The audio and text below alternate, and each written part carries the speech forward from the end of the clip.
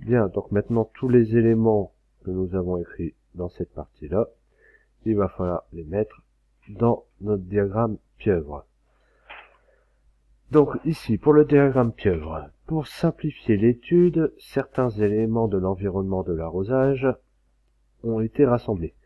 Alors l'énergie. L'énergie regroupe la sécurité, enfin l'énergie, la sécurité et le développement durable.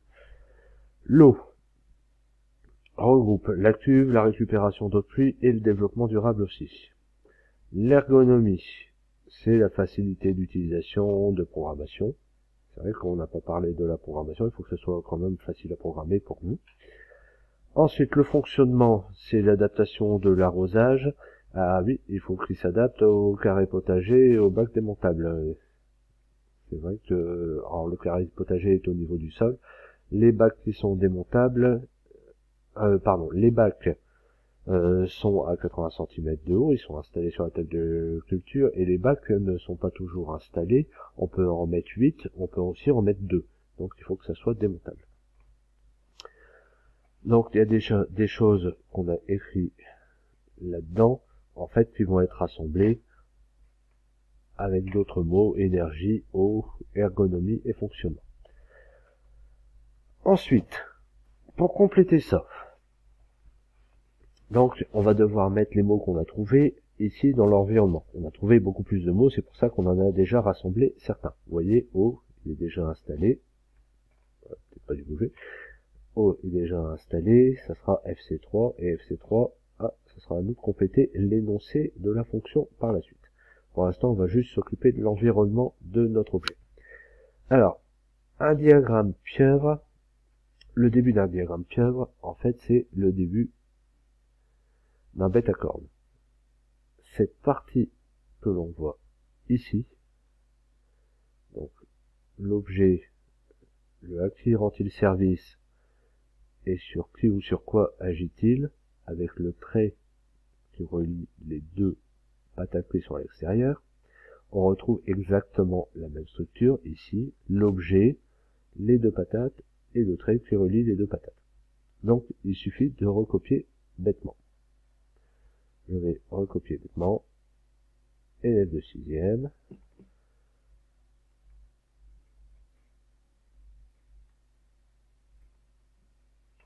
les profs des ET, les plantes,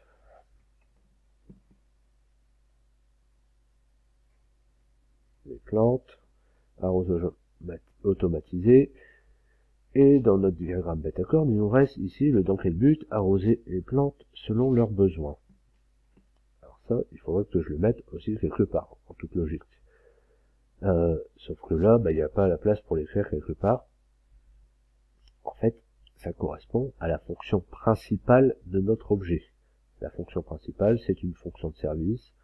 Donc, à quoi sert notre objet, sa fonction principale? À arroser les plantes selon leurs besoins. Et donc ici, ça correspond à FP1. Je vais mettre en rouge comme les autres.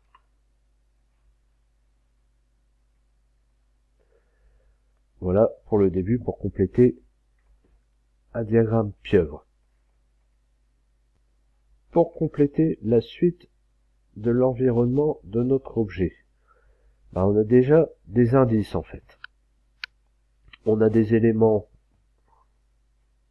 que l'on sait que l'on peut écrire dans notre diagramme pieuvre, c'est tous ceux qui sont écrits en rouge, et vous avez des indices, parce que vous êtes des élèves de 4e, vous êtes des collégiens, vous n'êtes pas des ingénieurs. Les ingénieurs doivent inventer complètement le diagramme pieuvre, et l'énoncé de chaque fonction, qu'elle soit fonction principale ou fonction contrainte. Vous n'êtes pas des ingénieurs, vous êtes des collégiens, donc on va vous donner des indices à chaque fois. Alors, FC1, être adaptable au carré potager et au bac, quel qu'en soit le nombre. FC1, être adaptable.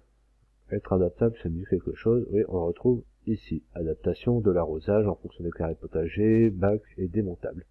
Donc FC1, ça va aller avec le fonctionnement. FC1, la seule place que j'ai pour l'écrire, c'est ici.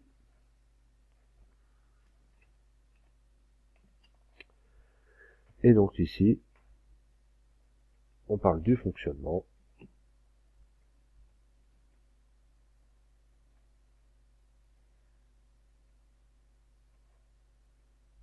Voilà, c'est fait pour FC1.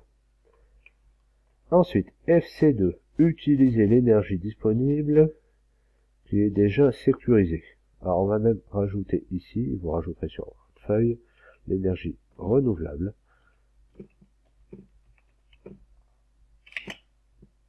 Disponible et déjà sécurisée. Donc c'est pour FC2. Donc FC2 concerne tout ce qui est énergie. Et justement, on en a déjà parlé en haut. Énergie correspond à l'énergie de la sécurité et du développement durable.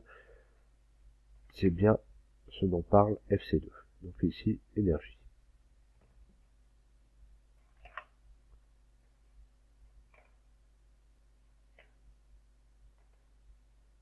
Ensuite, donc on complète l'environnement de l'objet.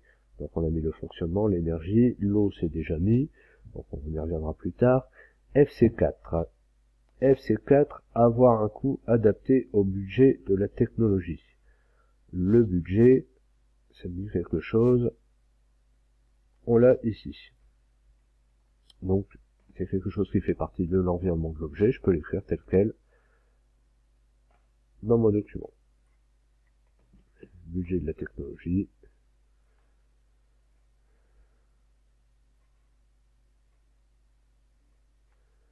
Concentré, ça fera plus beau. Voilà. Ensuite, pour FC5. FC5, être facile d'utilisation. La facilité d'utilisation, on en a parlé. Facilité d'utilisation, on l'a ici. Facilité d'utilisation, de programmation, et on a appelé ça ergonomie. Donc, FC5, ergonomie.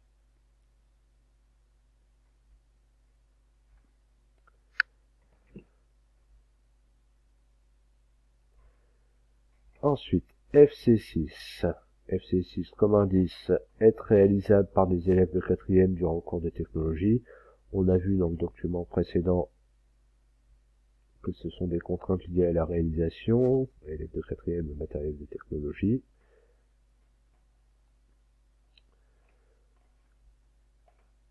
Ici, on n'en parle pas. Donc on avait vu que c'était des contraintes liées à la réalisation. On peut écrire réalisation, comme ça on sera tranquille.